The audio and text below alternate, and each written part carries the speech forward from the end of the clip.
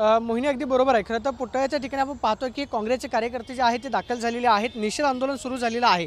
मात्र महात्मा गांधीजींच्या पुतळ्याची विटंबना करण्यात आली। त्या ठिकाणी काँग्रेसच्या कार्यकर्त्यांकडून आपण पाहतो की दुधाचा अभिषेक जो आहे तो घातला जाणार आणि त्यासाठी आपण पाहतो की काँग्रेस कार्यकर्त्यांनी या ठिकाणी दूध जे आहे ते आणलेलं आहे। क्रेनच्या साहाय्याने सुरुवातीला महात्मा गांधीजींचा पुतळा जो आहे तो धुवून घेतला जाईल आणि त्यानंतर दुधाचा अभिषेक जो आहे तो काँग्रेसच्या कार्यकर्त्यांकडून घातला जाणार। आपण पाहतो की काँग्रेसचे कार्यकर्ते ठिय्या मांडून बसले आपल्याला पाहायला मिळतात। याच पुतळ्याच्या ठिकाणी चबुतराला ज्या तोडफोड करण्यात आली त्यामध्ये फरशीचा भाग जो आहे तो तुटलेला होता।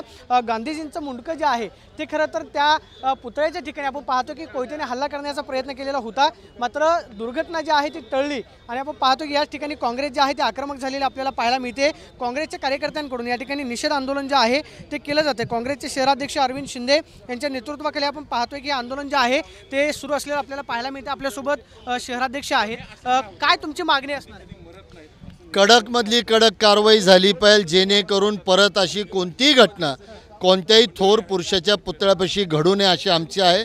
पण आम्हाला हेच तुम्हाला सांगायचं आहे की पोलीस यंत्रणेवरच आम्हाला विश्वास राहिला नाही, कारण जी पोलीस यंत्रणा स्वतःच्या महिला अधिकाऱ्याचं संरक्षण करू शकत नाही, ज्या तरुणांना ही तोडफोड करण्याचा प्रयत्न केला किंवा हल्ला करण्याचा प्रयत्न केला त्यांना अंगावरती भगवी वस्त्र जे आहे ते घातलेली, त्या पुढचं पोलीस म्हणतात की त्याच्या डोक्यावर परिणाम झालाय।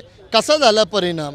प्रत्येक पुतळ्यावर असे हमला करणारे किंवा तोडफोड विटंबना करणारे डोक्यावर परिणामच असतात का?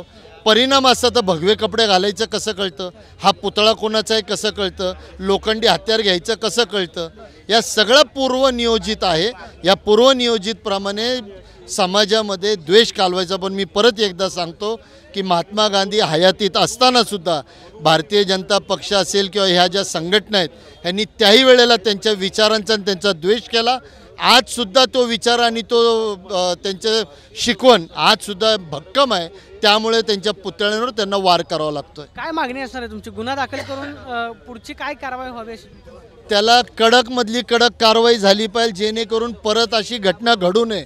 पण वारंवार ही घटना घडते ह्याचाच अर्थ असा आहे की पोलीस यांच्यावर नीट कारवाई करत नाही। आता रेल्वे स्टेशनच्या बाजूला हा पुतळा आहे, इथं रेल्वे पोलीस 24 तास तैनात असतात किंवा MSFचे जवान जे आहेत ते 24 तास तैनात असतात। असं असताना गेटला कुलूप आहे, तो आतमध्ये आलाच कसा?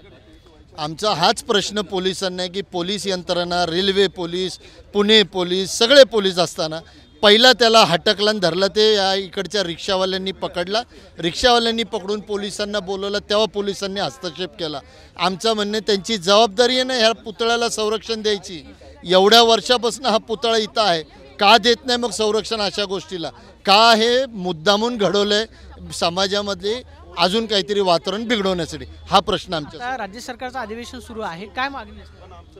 कडकमधली कडक कारवाई झाली पाहिजे आणि जसं तुम्ही काही विशिष्ट साठी आणलेत किंवा कुणाला संरक्षण, तसं अशा पुतळ्यांची विटंबना IAS ऑफिसरनी 353 आणला, त्यांच्यावर हमला। अशा पुतळ्याची विटंबना करण्यावर अशी कडक कारवाई झाली पाहिजे, ज्याच्यामुळे वर्षभर तो जेलमधनं बाहेर पडता कामा नये, म्हणजे तो पुढं अशी कारवाई होणार नाही।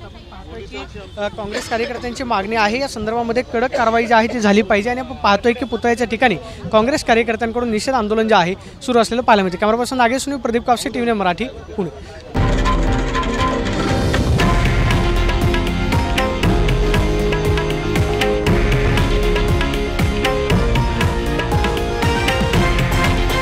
हे आहे देशातील नंबर 1 न्यूज नेटवर्क आणि आपण पाहत आहात TV9 मराठी, एकमेव।